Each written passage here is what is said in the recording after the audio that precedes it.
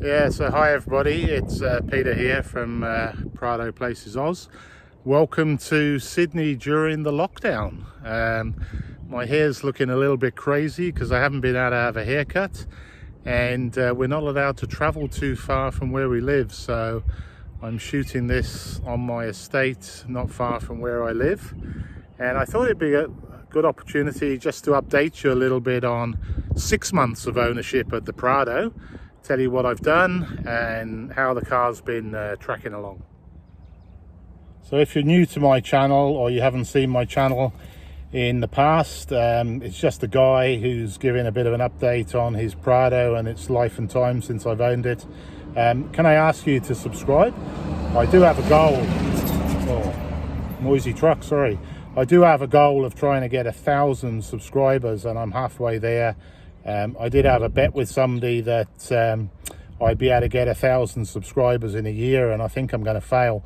So can I ask you, if you enjoy these sort of videos, please subscribe, give me a like, it all helps, and help me reach my goal of 1,000 subscribers by the end of December.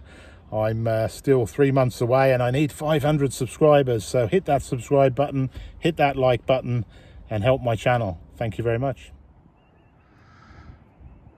So as I said, I've had the car now 6 months, bought it in February this year, 2021, and you can see paintwork's looking pretty good. Now I've got to tell you, I haven't done any off-road driving in this car. I have been mainly using it as a tourer. So let's have a look at some of the things that have been happening.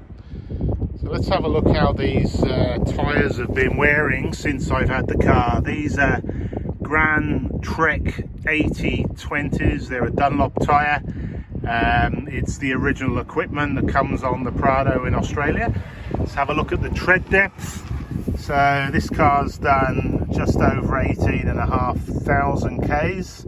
Little stone in the tread there, get that out. But you can see the tread's wearing pretty well on this, and you can see the suspension inside's looking pretty clean, as I haven't been off-road. I'm mainly a tourer, that's my thing. So in the 2021 Prado, this has got the upgraded engine, 500 Newton meters of torque, 150 kilowatts. It's got the upgraded diesel particulate filter. And if anybody's got questions about the diesel particulate filter, see my other video that I've already posted about that.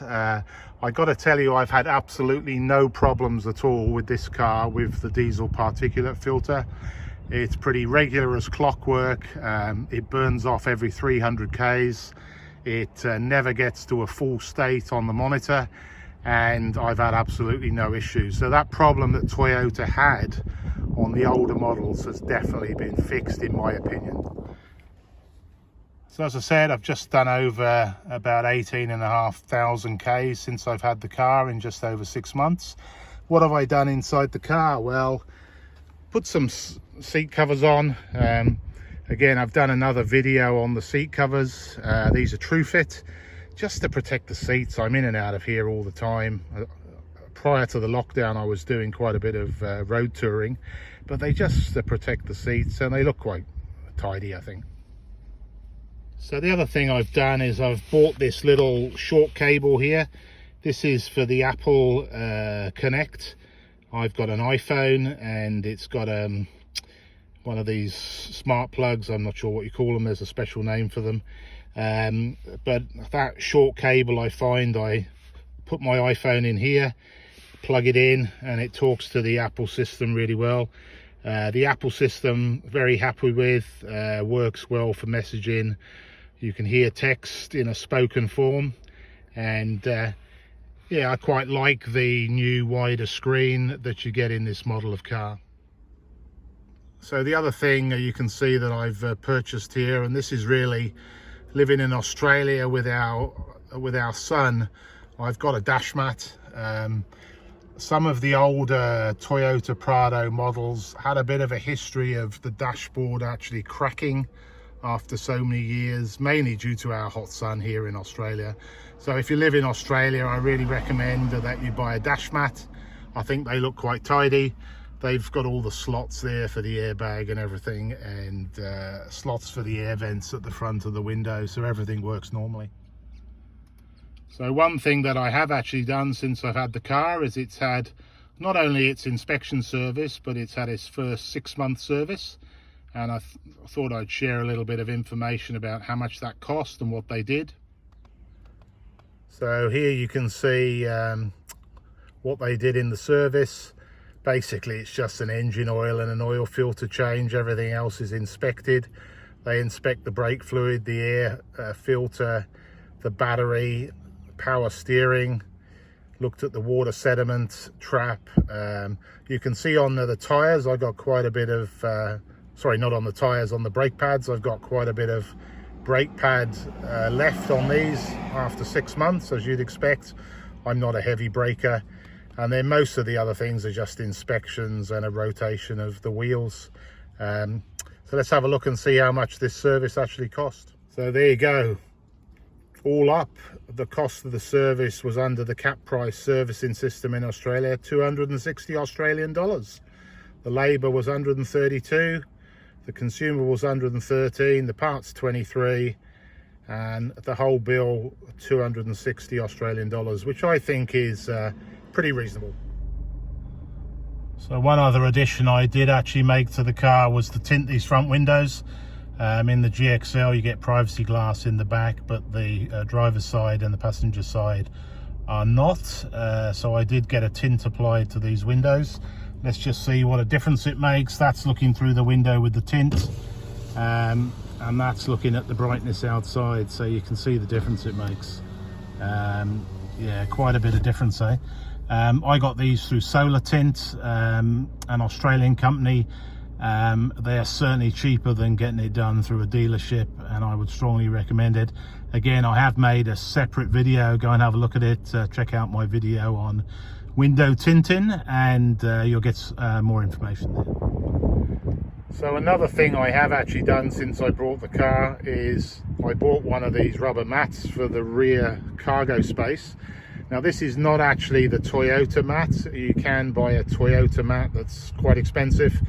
This one I paid $50 for from an auto parts shop, and you just give it a trim at the sides with a pair of sharp scissors so that it fits nicely into your space. It's universal size, fits a lot of SUVs, not just the Prado, but for me that's perfectly adequate, and it probably saved about $100 on the cost of the Toyota one. So one other thing, and again I've done a separate video on this, so go and have a look at my video on tow bar selection, but I did fit a Heyman Reese tow bar. I don't know if it actually fitted in at the moment because I haven't been using it, because we haven't been anywhere in the lockdown, but the Heyman Reese tow bar is really good. It costs about $1,000 fitted Australian, and it's certainly significantly cheaper than the Toyota standard tow bar. As I say, if you're looking at buying a tow bar, go and look at my other video looking at tow bar selection that I've posted on YouTube. So one other thing I have actually purchased, which I forgot to mention, is a UHF radio. Now, as I mentioned, I do quite a bit of road touring, so it's quite handy to listen to the UHF. Sometimes the truckies tells you what's happening on the highway up ahead of you. So the unit I bought, which I highly recommend if you want a portable unit, is this GME unit. And the other thing I've bought, which is quite cool, is this magnetic aerial. It's by Oricom, and it just sticks on the roof of the car, and you can take it on and off, so it's safe. It's got quite a long cable. I'll show you what it looks like on the roof. Yeah, so there you go, that's the unit on the roof. It's got a magnetic base and it sticks really well. I just run the cable down through the rubber like this, shut the back door, the cable's trapped in the door, and then I just feed the cable through to the radio, which I keep in the front there. But you can see that's quite neat. It's got pretty good reception, and I use it quite a lot when I'm doing highway touring.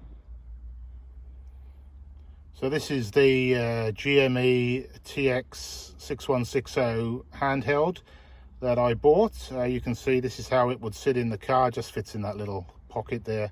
Just taking it out to show you for the purpose of the video, but that's the other end of the cable. The cable just runs through the back of the car and up to the roof, and I find that when I'm on the highway, this is actually quite useful to listening to the truckies.